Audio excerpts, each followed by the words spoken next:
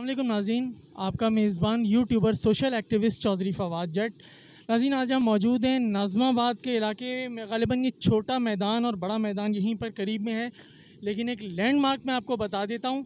ये एक स्कूल है यहाँ पे, अगर मेरे कैमरामैन दिखा सकें, नाज़माबाद कैंपस 1 है और एजुकेशन स्कूल स्कूलिंग सिस्टम है यहाँ पर। जबकि अगर मेरे लेफ़्ट साइड पर अगर हम देख सकें तो सिंध स्पोर्ट्स कॉम्प्लेक्स मौजूद है यहाँ पे, जबकि स्केटिंग यार्ड एक कॉम्प्लेक्स एक और लैंडमार्क है यहाँ पर बड़ा मशहूर, वो यहाँ पर मौजूद है। नाज़रीन, यहाँ पर वीडियो बनाने का मकसद इंतज़ामिया की तवज्जो दिलाना है कि जो फ्लाईओवर चढ़ रहा है इसके ऊपर से सारे बैरिकेड्स नाज़रीन आहिस्ता आहिस्ता करके पूरे बैरिकेड्स यहाँ से गायब हो चुके हैं। और मेरे ख्याल अकब के अंदर अगर मेरे दोस्त दिखा सकें, यहाँ पर ग्रीन बस का इसे एक स्टॉप भी मौजूद है, जो कि एक लैंडमार्क है, बड़ा बेहतरीन लैंडमार्क है। यहाँ पे आसानी से इसको जो है स्क्रॉल या इसको ट्रैक किया जा सकता है।